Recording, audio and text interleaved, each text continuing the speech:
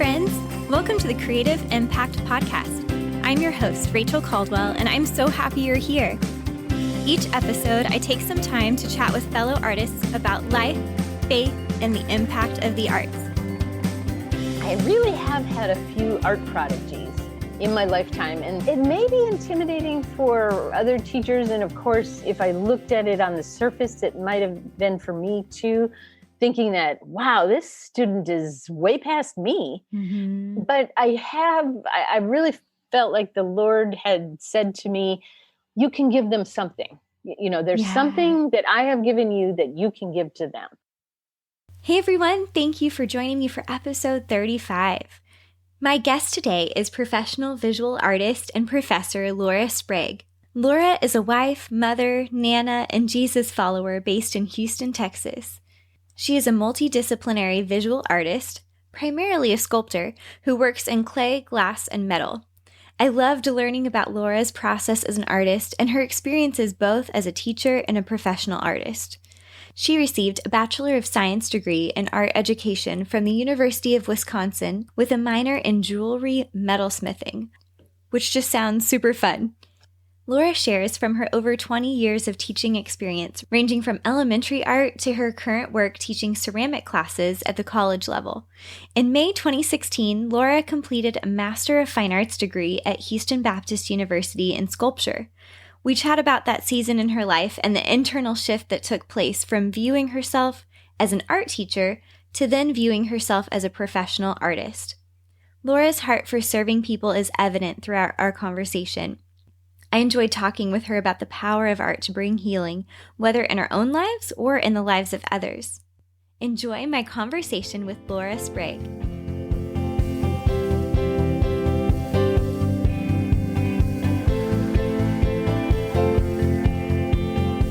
Well, Laura, I'm so excited to have you here. This is so much fun because you're someone that has been a really huge part of my life since I was really little, and just getting to kind of reconnect with you is so awesome.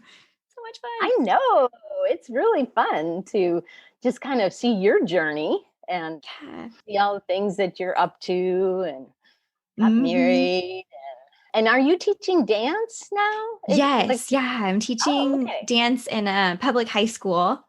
And so I'm their dance director. So I do dance classes all day and then direct the dance team as well, which is a lot of fun and a lot of time, but it's a lot of fun. Yes. And wow. And a podcast, man, that's incredible. And then doing it all virtually now too. So we are, especially when the pandemic first hit, we went all online to finish out last year, Right. And then started this year online completely as well. So that was really interesting as a dance teacher, trying to figure out, how do you translate that? And I'm sure with visual art as well. There's some things that are just easier in person. So that was very interesting, but we've, made it work. And now we're kind of in this hybrid where students can choose to come in person or stay online. So we're doing both, which doing a lot of sharing video. And that's exactly where I'm teaching a hybrid class. So I did in spring and then fall. And same thing, the college cut down the capacity. And then, like a Monday, Wednesday class would only be a Monday class with 50% online. Me too, doing weekly videos. So and then videos for learning. But they all had to set up a ceramic studio in their home. Oh, well, that's kind of a neat thing to have going, and hopefully that they would continue forward. We went over all the safety protocols, what they needed as far as dust goes in their home and, that clay dust, that kind of thing. So, So and fascinating. I told one student was interested in coming back. And then I told her, this is how we're doing it with the pandemic. And she goes, I'm not setting up a studio at home. And I said, well, that's how we're doing it. So, right. This is kind of the only option right now. Yeah. Mm-hmm. Just trying to make the most of it for sure. Yeah, exactly. Yeah. Well, just thinking back. So just so our listeners know, basically I grew up really great friends with your daughter, Natasha. And we, grew up playing together and in church together. And that was super fun. And I don't know that I realized at that point that you I guess I probably knew you were an art teacher, but just like the extent of your art side of your life, I guess. So it's really fun. Yeah, it's true. I think, people kind of peg people. And if you're a mom, you're just a mom and you don't have all these other, interests Yeah. or skill set. And actually, I think my training as a art teacher an artist has been great for being a mom. I've always loved to have my kids do creative things. And Yeah. yeah. Keeps it, I'm sure, a lot more fun and engaging for sure. Getting to incorporate some of that. I hope so. Definitely. Well, I have great memories of getting to hang out at your house and Good. probably doing a lot of fun craft things and projects and things like that too. So yeah, and I hope I can continue it as being a Nana. I want to be a really fun Nana.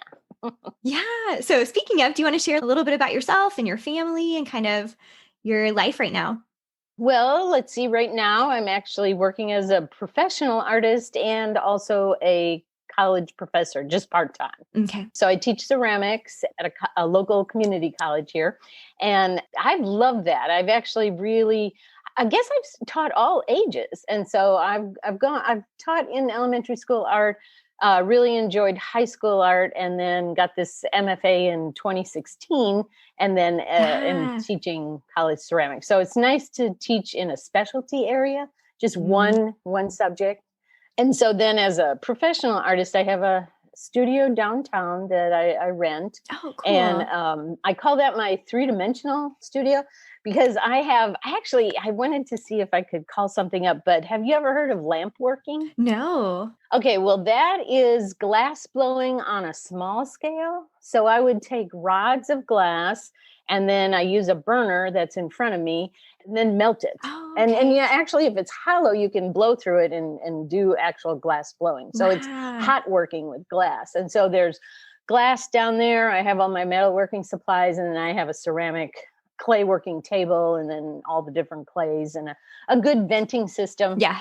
And yeah, so that's different from the home studio that I have. Yeah. Where I guess I sound like a studio. This is so cool. I'm excited to learn about it. Yeah, that was the thing. I was working and doing something at school, and I thought, now, oh my goodness, now where is that tool? So it's either at my home, or it's either downtown, or it's either here at the little area. Right. So what does your home studio look like? Or what do you do there typically? That is 2-dimensional work. So I think I may have mentioned to you earlier, just, written wise, a plastic paper called Yupo. I've been working on Yupo, and that's how you pronounce it, Yupo. And it's polypropylene paper. And then I'm using alcohol inks with that. So you would call it a type of painting. Okay. But the difference with alcohol inks is they're very bright, and they have a lot of properties that are opposite of watercolors.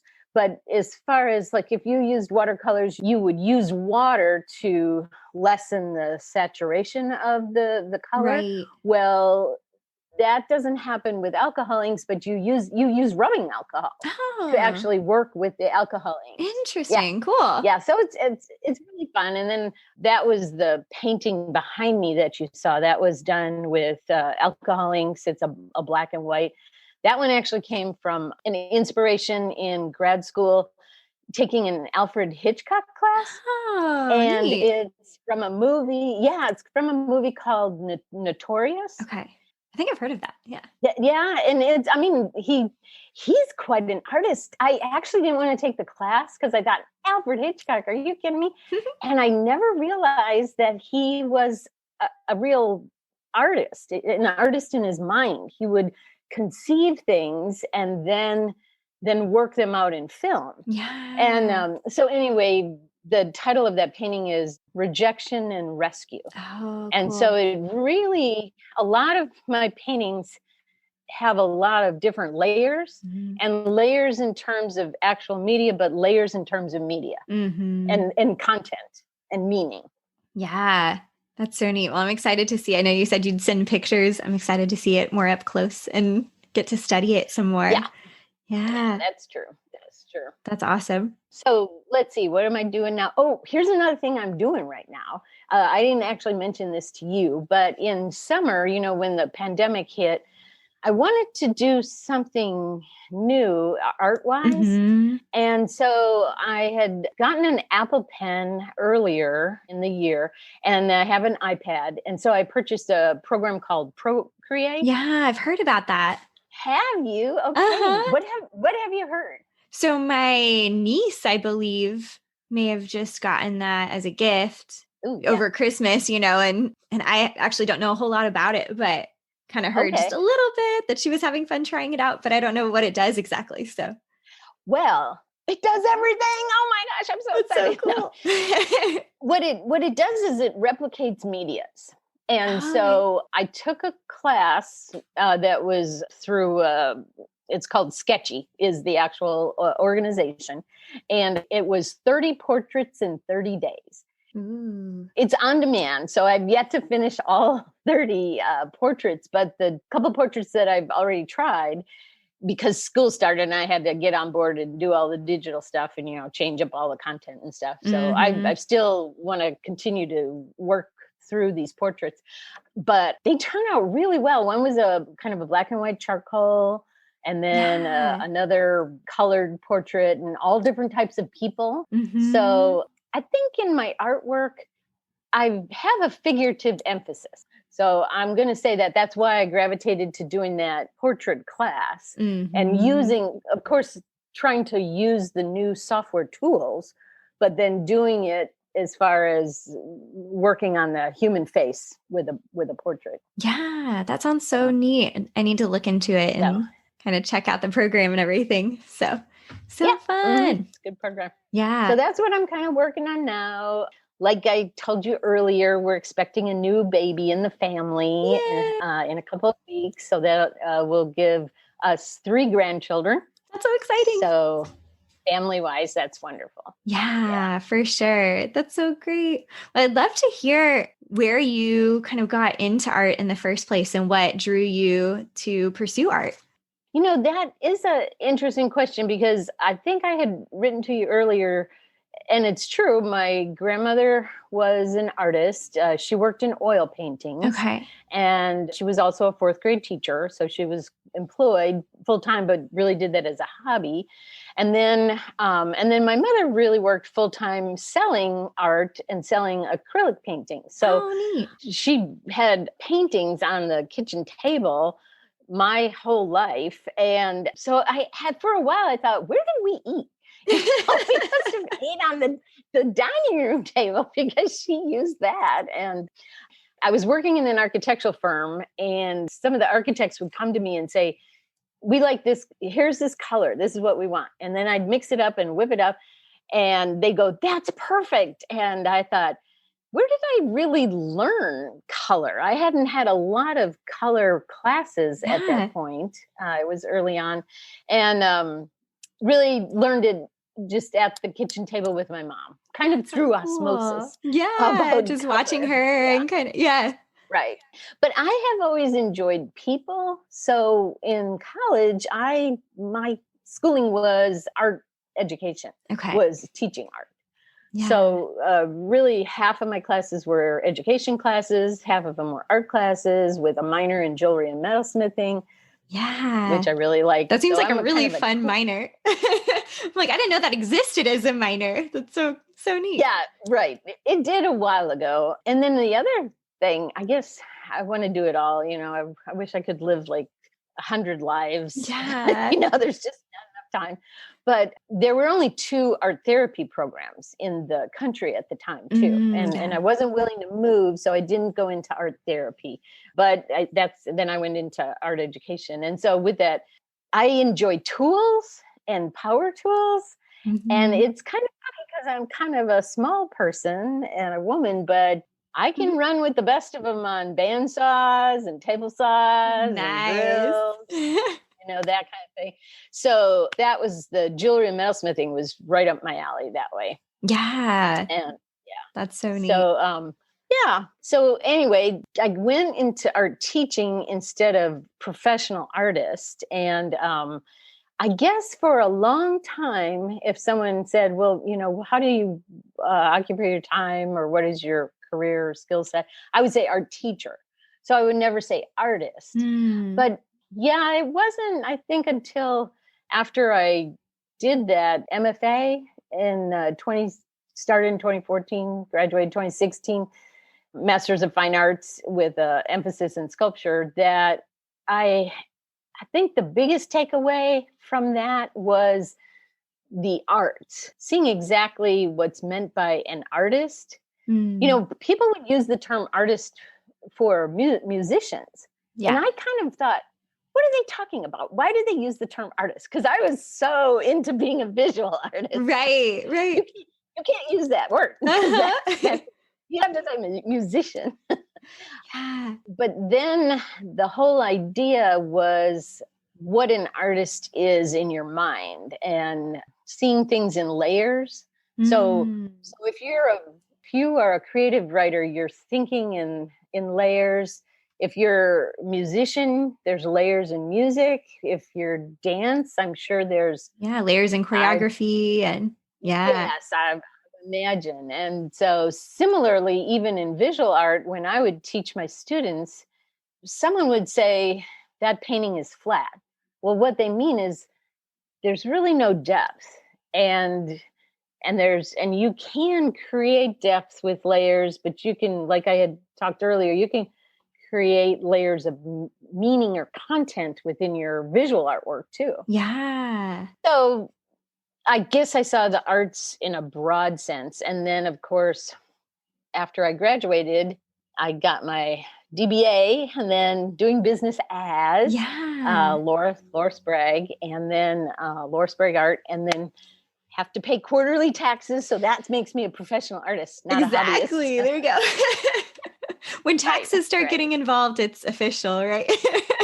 Right. Exactly. And I am selling art, and I continue to and want to. And that's so neat. Something I've had an opportunity to do, I guess this would not be the past, but well, it is the past, but I did an arts business class. I guess I graduated, May 2019.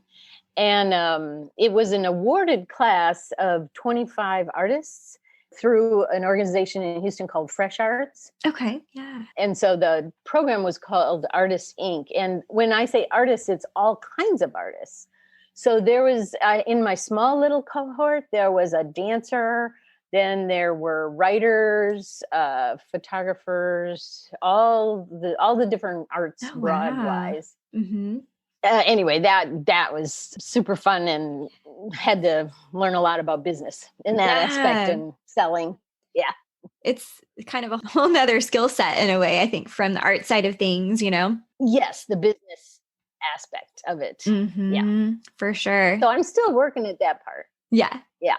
Mm-hmm. Yeah, that's awesome though. And kind of exciting to see how your journey has brought you to where you are now. And how did y'all end up in Houston? Did you say it was Mike's coming to law school here? Yes, it was really. I was born and raised in the North in Wisconsin, and Mike was he was born in Texas through with the Army, but then raised in Wisconsin. And we looked around after we got married or engaged where we'd like to live and law schools. So that's how it was picked, through University of Houston. Bates School of Law is what it was called at the time. Yeah. And so Mike was going to go to school there. And then actually in the 1980s, it was a good time period for me to support us. Mm-hmm. So I was working full time while he was going to law school. Yeah, that's really neat that you were able to, do something that you love and be able to help support him through law school. And then when did you guys have your kids? Was that like right after law school? No, it was a while for us. We definitely went through infertility. So that's another part of my story and journey. And so it was really 6 years before we had kids. And I think I was definitely teaching full time at the time, but then was able to stay home for a little while when my son Aaron was born. Yeah. And then I guess I've always used my gifts. And if I did, I used them through the church. So Mm-hmm. whatever I could do art wise, I guess in our church, and we've had a couple different churches, but just they have conferences for some of the missionaries. And Oh, I was yeah. always the one to kind of come up with decorating or concepts or, all this Mm, kind of just working alongside of maybe a graphic artist and her ideas. And then I would help with the hard copy sculpture type things. yeah. So, That's neat to be able to utilize those gifts kind of throughout. And actually, that'll be interesting to kind of talk about too, is the connection that you see between art and faith and how that's kind of plays off of each other and works together. And that's really awesome that you're able to utilize your gifts in the church as well.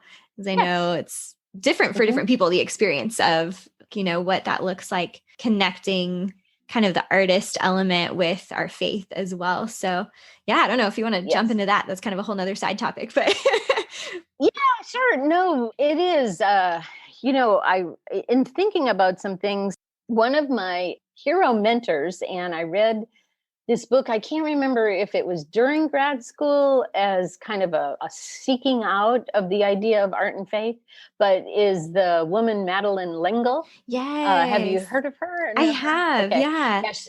She wrote a book called Walking on Water, Reflections on Faith and Art. And I would strongly recommend that. She speaks about art and she's a creative writer. So she sees it in this broad sense, but it really applies to all the arts. Mm-hmm. And one of the favorite quotes, you probably have even heard this one, but it says, "The artist too must be obedient to the command of the work."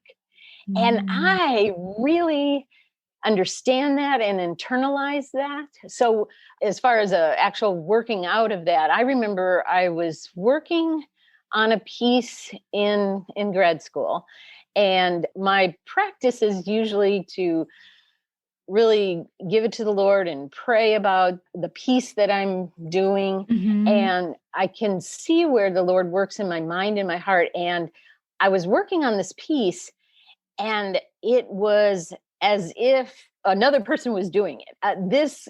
I just created it. This went here, this went there. It was a mixed media piece. It incorporated a ceramic, half of a ceramic goblet that I Mm-hmm. had done with glass and broken glass. And it actually had a painting behind it that I did with encaustic. Do you know what encaustic is? I don't. It's working with waxes. So it's Oh, painting with okay. waxes. So it was a mixed media piece. And I got done with that and I was like, wow, what happened there? And Mm-hmm. it really fit her statement that the artist must be obedient to the command of the work. And in other words, the work was drawing me and telling me where it wanted to go, what it wanted to be. But I had an opportunity to take that piece and exhibit it in an exhibition of artists actually in a church. And Okay. then, yeah, it was a very large church. So there were thousands of people. And so I was there in the lobby. At the opening, they wanted all the artists to stand there. And it was so powerful in that people would come by and look at it and say, well, that's what that means, or this speaks to me, and I was just bowled away. Yeah. It was like as if someone else had done it, because I'd look at it and go, wow, okay, that's amazing. I see that. Yeah. That's so cool. So I've seen that with different pieces. That's Mm-hmm. kind of actually, you're going to think this is really funny, but one of my new mentors is Dolly Parton. Oh, yeah. Oh, it doesn't sound right, but she does a lot of things to the glory of God, and I Yeah. want my work to be for the glory of God. Anything that I do, and one of the things she said, and I've actually said this to students when they're talking about their artwork, that the pieces that you create are kind of like your children. You need to guide them and give them understanding, and then you let them go. They are their own person, and you have Mm. to let them go. And that's the same with a piece of artwork. You let it go and it has a life of its own. So Yeah. she had said that about her songs, and she writes songs, and I have Mhm. seen that to be true about pieces that I create. They have a life of their own. So Yeah. they may go to a collector, or they may go to, I don't know, wherever they go. Exactly. Yeah, I can definitely relate to that with dance as well. I think it kind of at some point, especially with dance, because you are working with other people. And, when you're choreographing a piece, it is, something that you're kind of putting together and helping orchestrate and giving them the movement. But there's kind of a point where it sort of takes on its own life in a sense, like you were saying. And then Ooh, also the yeah, dancers make it their own, And so right. that's always a really neat point, I think, in the process of like, wow, it's kind of its own thing now. And, just almost enjoying it, like you said, kind of stepping back and seeing it from a different perspective. And yeah, it's so How neat. fun. I love Yeah. it. Mhm. And I think the idea of surrender is really powerful too, with Yeah. surrendering, kind of like you said, you're, when you come to a project, praying and seeking God's direction on it and that he would guide you through it. Yeah. Yeah. Do you have any consistent practices that you do with that, or is it a little bit different every time? I would say it is a little different each time, because there's different types of visual art that I'm doing, whether it's a commission or a body of work, a series of work. Mm-hmm. Always praying, but then I could be inspired by something. In fact, I do remember I did this small maquette. And do you know, are you familiar with that term? I'm A not. maquette? I guess I just don't Okay. have a broad visual art vocabulary, I guess. I Right, can right. learn more. Yeah, it's true. And each area of the arts has its own vocabulary. And maquette is really a term with sculpture, and a maquette is Mm-hmm. a small sculpture, so like a study. So the Okay. research, but the actual three-dimensional working out of if you were to do like a 7-foot sculpture, you may do a maquette, a smaller one. Okay. and, Kind of like a uh, little and model type. Oh, yeah, like a Thing. model, that's right. And Mm-hmm. so I did these small maquettes of torsos, and they worked out really well. And then I ended up doing 3 life-size torsos. And so I created them in 3 different types of clay, which gave them different colors and textures. But it really started taking on a life of its own, and it was inspired by C.S. Lewis's last book called Till We Have Faces. Have you ever heard Mm-hmm. of that book? I have. Yeah, I love Oh, all C.S. right. Lewis. Ooh, yeah. And Yeah, so good. you'll remember that in the story, there's 3 daughters or 3 sisters, and Mm-hmm. Psyche and Oraval and Redival. I think that's about right. And so Mm-hmm. anyway, that became part of my thinking and working out. And so I didn't start off with the torsos being that exactly, but then that's what ended up to be the ideas, and the title was after C.S. Lewis's Till We Have Faces. So Mm. yeah, so things like that happen in terms of praying about something and then being inspired, and Right, right. yeah, That makes and sense. concepts and Mm-hmm. ideas. So I think I told Yeah. you that painting behind me called Rejection and Rescue, some of the ideas would fall within the meaning of salvation also. Mm, Although yeah. I patterned it after a movie, Alfred Hitchcock's Notorious. Uh-huh. But then it has that multiple, like you said, multiple layers of meaning and Yeah, in exactly. depth and everything. Yeah. Mhm. So what does your daily, weekly routine look like at this point in your journey? So now that you're teaching some, but also pursuing more like that professional artist, Yes, element. exactly. Well, I wish I had it down to an exact science, Right. but I do too. but That would be nice. but I don't. Life is quite the up and down thing where you get interruptions. But since I'm teaching at night on just a Monday, Wednesday evenings, then I can use my Tuesday, Thursday, Friday to go down to the studio. Mm-hmm. And so that's 2 days and then 3 days, and then spending family time on the weekend. And so that's kind of the idea. Mm-hmm. But then again, like you have projects and you have deadlines, and so it'll be like okay, working really hard 3 days and then off one day, or you have something else the next day. Mm-hmm. So that's sort of the pattern, though. That makes sense. Yeah. It's true. It's kind of figuring out like the rhythm and yeah. People talk a lot about the idea of balance and how that's not exactly a thing or it is, but more in the sense of, you may have to, like you said, work on a project more intense for a while and then take a little season of rest and, finding those rhythms is really. And you asked that question, and probably pre-COVID, it was going pretty good. And then we had to create videos and do weekly videos and then rewrite all the content and redesign everything. And so that's a lot of additional work. Yeah. Yeah, a lot. You wouldn't necessarily think of if you just think of like, oh, they're going virtual. Cool. But there really is a lot of new elements to it for sure. Exactly. And I am so very thankful for the college has an LMS, a learning management system. Oh, and yeah. So, I know each educational institute has its own learning management system, and just learning the ins and outs of what that program does for you and your students takes time too. Yeah. So I've been happy to learn these new things. Sometimes I think I keep learning new things, but it's good. Yeah. It's definitely, I think, good that we keep learning. And even though sometimes it's a challenge and it can be, stretching and kind of painful sometimes, but that's awesome though, continuing to learn.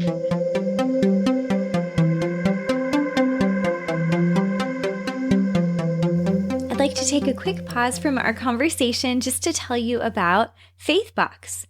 FaithBox is a monthly subscription box that has so many great resources to help you strengthen your faith. They are currently offering $10 off a FaithBox subscription during the month of February when you use the promo code GET10 at checkout. That's GET10 at checkout. To learn more, just go to creativeimpactpodcast.com/faithbox. Now back to my conversation with Laura.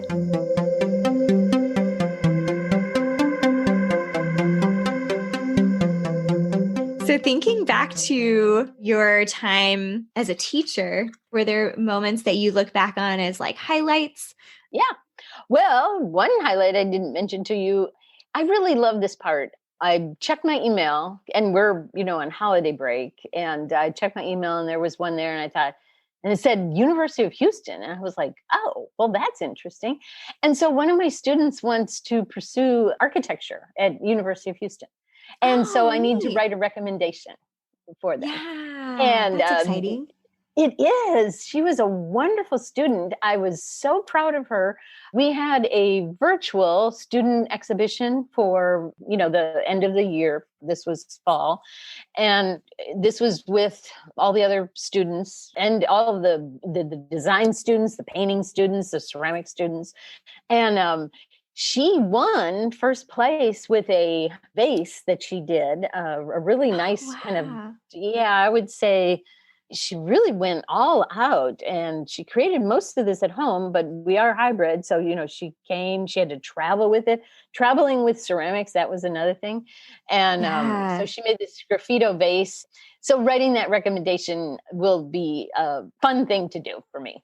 So that's one thing. And then to answer your question, I really have had a few art prodigies in my lifetime. And it may be intimidating for other teachers. And of course, if I looked at it on the surface, it might have been for me too, thinking that, wow, this student is way past me. Mm-hmm. But I really felt like the Lord had said to me, you can give them something. There's something that I have given you that you can give to them.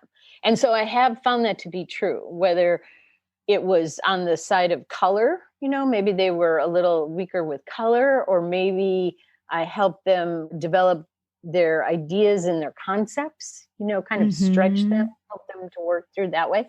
I had one young man, as I was teaching high school art at a private school, he was in 10th grade and he had never entered any contests. And so I was able to take him to a statewide contest that he won. He did a great job. And then can't remember the exact title, but it was through our capital, through Austin, our congressman, I believe, that he won. And his artwork is hanging in the Texas Capitol. Oh, wow. I think even now. Okay. So, that young man went on to go to Pennsylvania School of Art, I believe. But then he came back to Houston and was teaching as a professor at HBU. And I was not exactly one of his students, which it was a little awkward in the beginning. I bet, just like, hi, what do you know? Yeah. But he was there at the same time. That's so neat. Yeah. Yeah. Pretty amazing to see. Love that, seeing the students grow and right. Exactly. all that they are able to accomplish, and just so cool to have like a part of that story. Mm-hmm. Right. And then come back and be a student when he's a professor. Yeah. So cool. Right. Yeah. That's awesome. Right. So that's been just quite the blessing to be part of students' lives. And that's part of why I do with that Artist Inc. One of the things, as far as a professional artist, they really encourage us to see our income as a pie, and that you receive your revenue in different areas. So as an artist, and it does seem this way for many artists, you really need multiple streams of income from different areas. And so it's okay to, receive some of your income from teaching, and then receive some from the art that you sell. And maybe there's different ways of selling. You may sell in markets, or you may sell only online, or, all these different things. So it was a good business practice, and good to learn that too. Yeah, that's okay. You don't have to feel bad for having multiple avenues or streams. Mm-hmm. Yep, exactly. That's really good. So I like the teaching part. So I'm going to keep that teaching part. Yes, keep holding on to that for sure. That's awesome. Mm-hmm. Did you feel like a pretty big shift when you switched to go into the MFA? Yeah, what was that journey like? I thought maybe at 56, I was going to be the oldest one. So, I'm like going in here, people just, but really with the graduate program, you get all different ages and different people at stages in their journeys, but many of them were 20s, 30s. And so I was pretty late in the late 50s there. But, I had a colleague there. Golly, I've got to say, I was so proud of him. He was 70. Oh, that's so neat. Yeah, he had just gotten his BFA at University of Houston. And then he was doing this graduate at 70. So, I mean, talk about being stretched, Yeah, for real. Exactly. I did feel like the Lord did prepare me with going to grad school. I had given my students in high school in a kind of a January assignment to draft their goals, right? Their educational goals, their personal goals, their just different goals. And so I thought, okay, well, Laura, you need to do this assignment, you be a good teacher, be a good role model, and then, do this. And I was like, okay. So I started writing and I started looking into MFA programs, and then it really ballooned from there, but it was different God things that happened. And I ended up having my heart and mind changed and going into doing that master's program. And so I left the full-time high school art teaching to do that. I think I said earlier, in terms of a change, the professional artist, I really believe, is totally different from an art teacher. Everything about it and how you go about it, and the business aspect of it, with a teacher, you have someone else is paying you. And then, if you're in business for yourself, there's so much more you need to do and learn in addition to your craft creating. So it's being a professional artist it's like you have to do two things really well. Be the business person and do your artwork really well. So working on that is full-time plus. So we were taught some of those things. And so that was really helpful. Like I even had a class on framing, framing artwork from the beginning. To be able to display and everything. Yeah. And stretching and then gallery practices, the whole idea of exhibiting and understanding how a gallery works. And so those are, people use the word gallery, but I don't think a lot of people understand what that means exactly. When you partner with a gallery, you're giving them 50% of your sales. So yeah, then, you have to make sure to account for that in your pricing and learning pricing of all your artwork and that type of thing. Yeah. So, yeah. Yeah, there's a lot to learn. It sounds like that's awesome. Yeah, it is. And I guess then the mind thing, it's very different working solo for yourself and then your body of artwork as opposed to helping others with their work. So as far as teaching goes. Yeah, for sure. Yeah, it's kind of an alone time or more of a meditative, which I actually really enjoy too. I could work 6 to 10 hours straight on one thing in the studio and just it would fly by. Yeah, that's a good sign. Yeah. You're doing what you're supposed to do. That's awesome. So I know one topic that you touched on when we were kind of getting ready for this was art and healing. And I love the concept of art as healing. And I think that's very true, whether it's visual art or music or dance or writing. I would love to hear kind of the connection that you've seen between visual art and healing, either in your own life or in, people around you and that kind of thing. Yeah. I think I'll start with it now looking back. One of the things, I didn't mention this to you, but this past semester, I had a student come in and say, oh, I'm taking this class, my ceramics class, but in January, I'm starting an art therapy program. And I was so excited for her. Yeah. And I was able to give her some books and we talked. I don't even think we talked as much as her or I would have liked to. I found out her program's online, but she has to do some in-person things too. And so now in our country, we have many more programs for art therapy. Yeah. So that is exciting. Yeah, it is.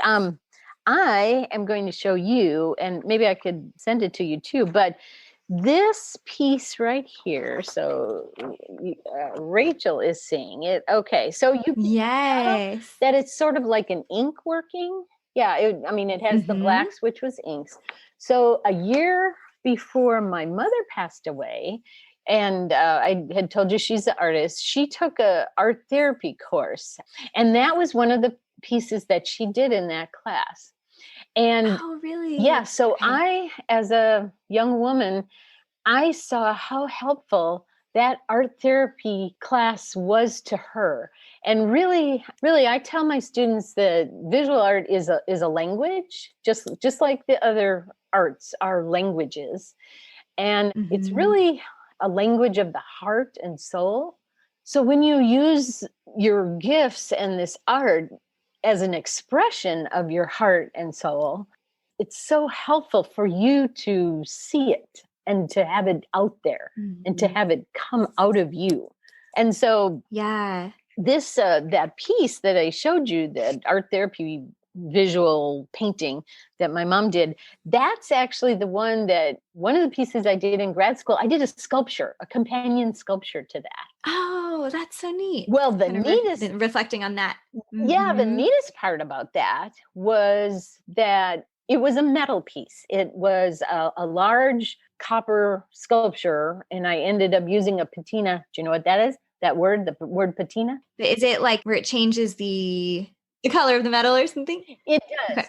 It does. It's actually a chemical reaction with the metal to change the color. And most people, when they think of a patina, they think of copper turning greenish. Right. So that would be a patina.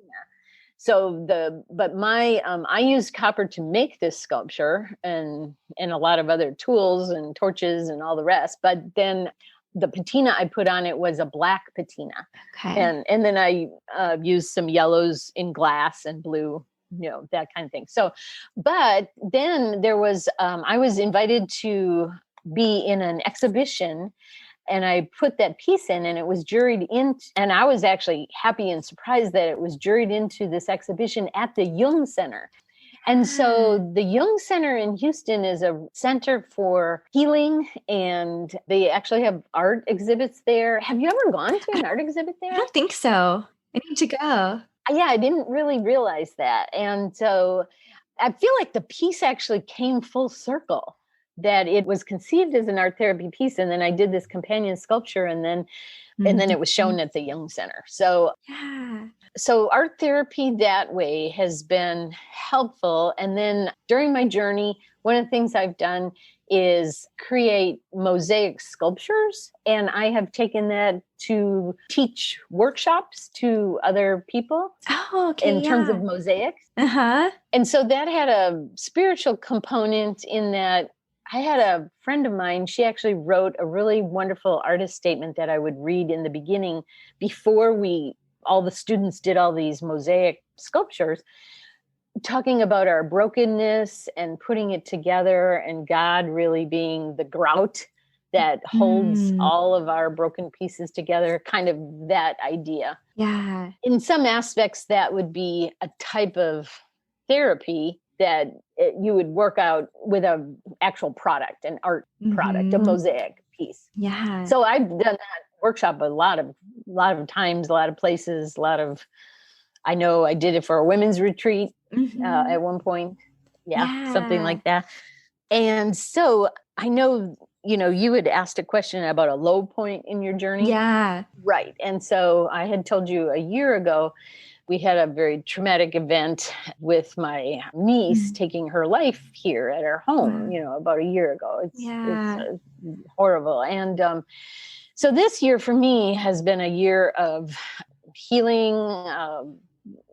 There was a really good book, Grieving a Suicide by Albert HSU. Okay. I would so recommend that. Yeah, book. I can definitely link to it as well. Oh yeah, it's a wonderful book, mentally, theologically, emotionally. Just he does a good job. And but still, I always, at this year, I kind of wanted to do something like my mom did, even an art therapy class. And I haven't actually, I've been teaching, but I haven't taken time to take a class myself in that aspect. But I signed up this upcoming year, and it's a year-long class. It's called Lifebook 2021. Yeah, it is by Tamara Laporte is the teacher, and I can give you the information, but it's willowing.org. Okay. And I have followed her for like 12 years. She's in England.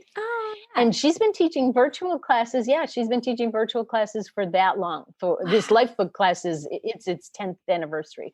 So for 10 years, I've actually wanted to do this. And I know that she speaks to healing and self-care and the inside of us. And so I'm looking forward to that this upcoming year. Yeah, that sounds like it could be or will be a really beautiful time. And I can't even imagine walking through what you've walked through. And, I pray that will be a really restorative thing. And so sorry. Thanks. Yeah, I'm so sorry for your loss too. Yeah. The whole family. It's true. Right. It is. It was very traumatic, devastating. Yeah. Right. And in all aspects. And I know people say, and even myself, I thought, well, how is this going to affect your art, your visual art? And I'm not exactly sure. I think I told you that I am in the midst of working on a figurative, like 24-inch clay sculpture down at my studio. Oh, okay, yeah. It's made out of, stoneware and paper clay.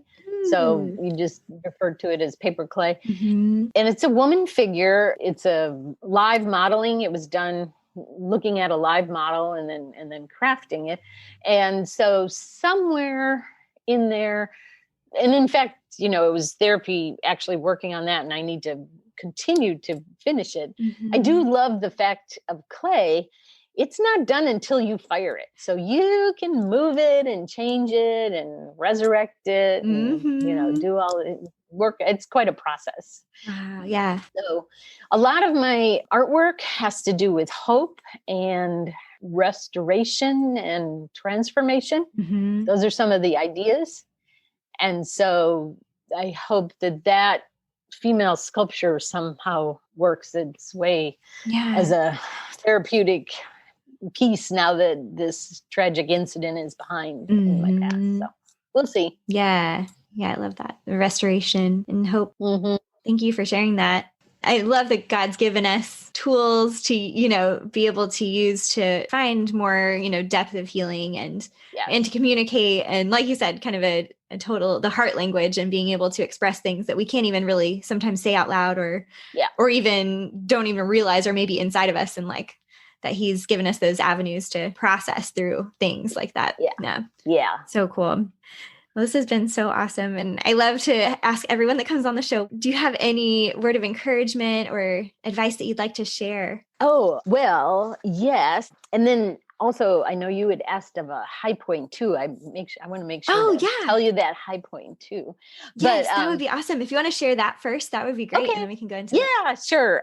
I know I told you, like, as a professional artist, you have to work on the business aspect. So there's always that idea of going out there and posting every day on Instagram and just working your larger audience and followers and stuff. But I go back and forth though, and I really have camped on the idea that God will move others. I can just follow him and he will guide my journey. And along with that, what happened while I was finishing up my master's thesis, I got a message on Facebook Messenger, and I thought, oh, Facebook Messenger. Okay, what is this? And so it was a woman I knew who served on the mission field. I think, she did at some point with Wycliffe, but she was putting together a conference in Chiang Mai, Thailand. And this was 2016, the spring of 2016, that she contacted me. And this conference was for families from all over Asia that would come to Chiang Mai and learn educationally. And this year they were having an art emphasis. Oh. And so she thought of me. Wow. Yeah. So I knew that I was graduating. And then this conference was happening in January 2017. And so I said, I had to talk to my husband, and it really is literally around the world. Yeah, like on the opposite opposite side. Exactly. And when we flew, we flew around the world. Wow. So we started at one point and then we had to fly. So I can actually say I've flown around the world. That's so neat. That's it is kind of fun in that aspect. But I loved Chiang Mai. Oh my goodness, it was fantastic.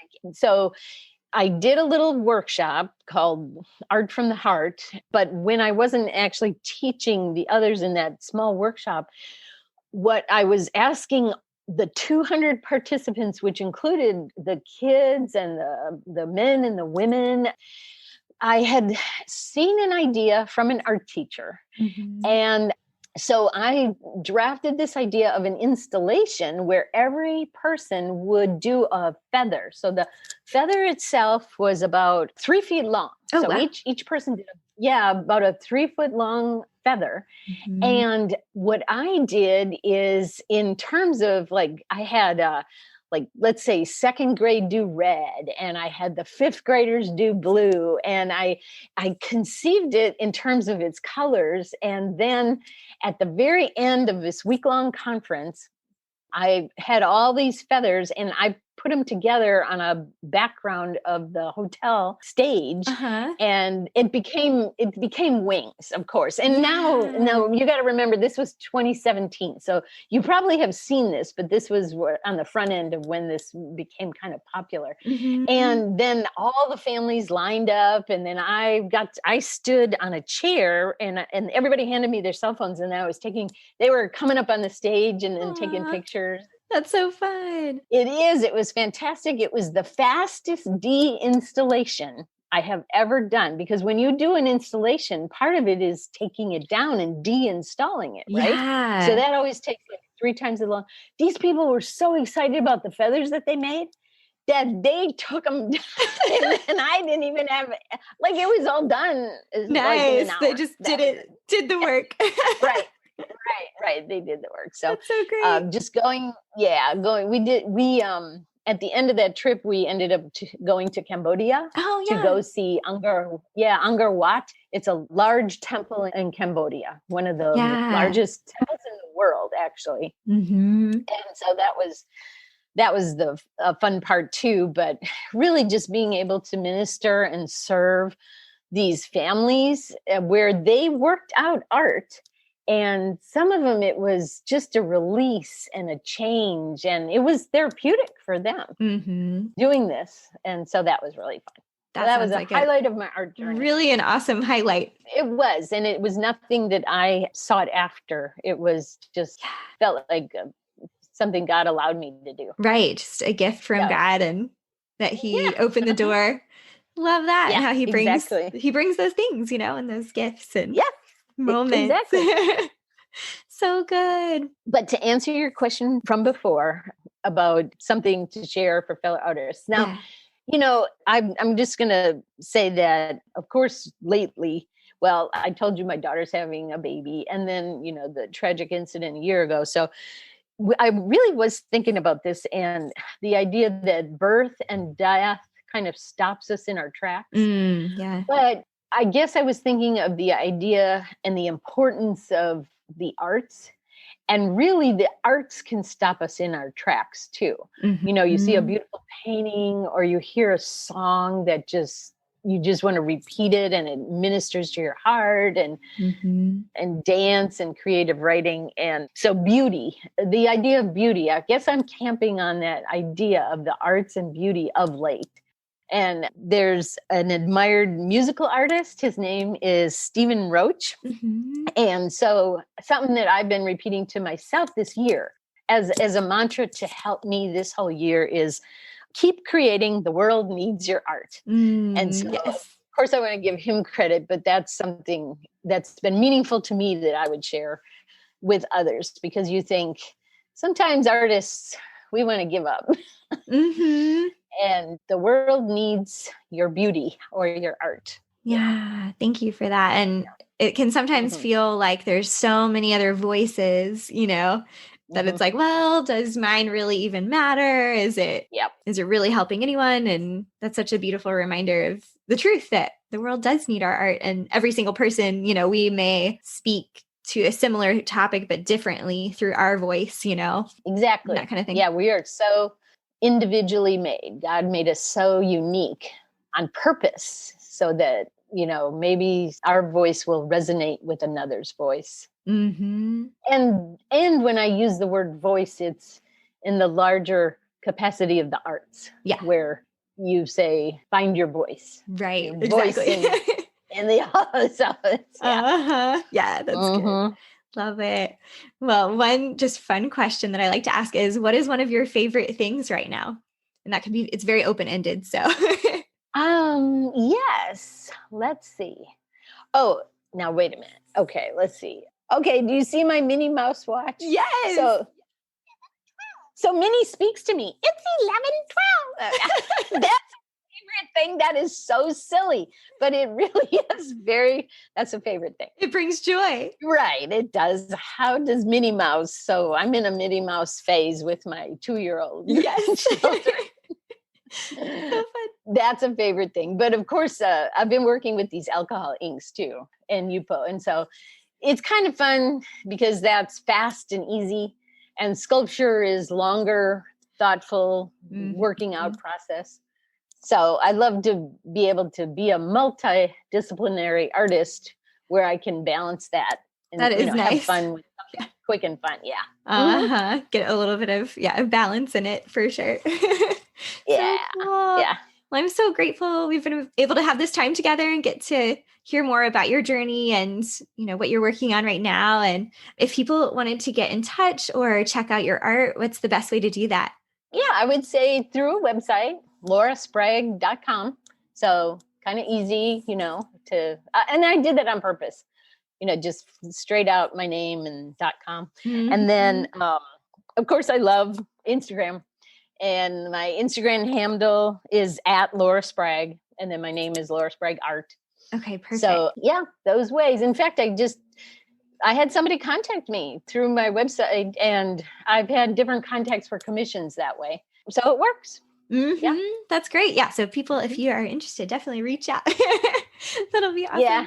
Well, thank you so much for sharing your heart and just the ways that you poured into my life. And I'm so excited to get to share your story with our listeners. And just so appreciative of you. Thank you so much for coming on the show. Yeah, thank you. And very proud of you. Way to go. Oh, Starting a podcast in the pandemic. Woohoo! And it's not, sitting around, didn't have anything to do. You're busy. Right. Yeah, that's true. Yeah. I appreciate it. Thank you. Yeah.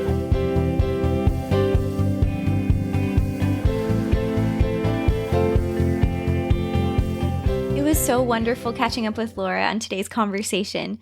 I enjoyed hearing her heart for teaching and her discoveries about what it looks like to shift into the space of a professional artist. You can find all the links and images of Laura's artwork mentioned in the show today on our website, creativeimpactpodcast.com. There you'll also find additional resources as well as a link to our Patreon community where you can help support the show and gain bonus content in return. Next week, I'm joined by Amanda Winslet.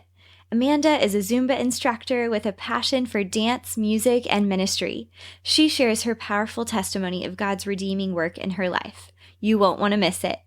Thank you so much for listening to the Creative Impact Podcast. The music for the show was produced by Michael Cash. Share the show with a friend, check out our website and Patreon community, and I'll see you next week for my conversation with Amanda Winslet.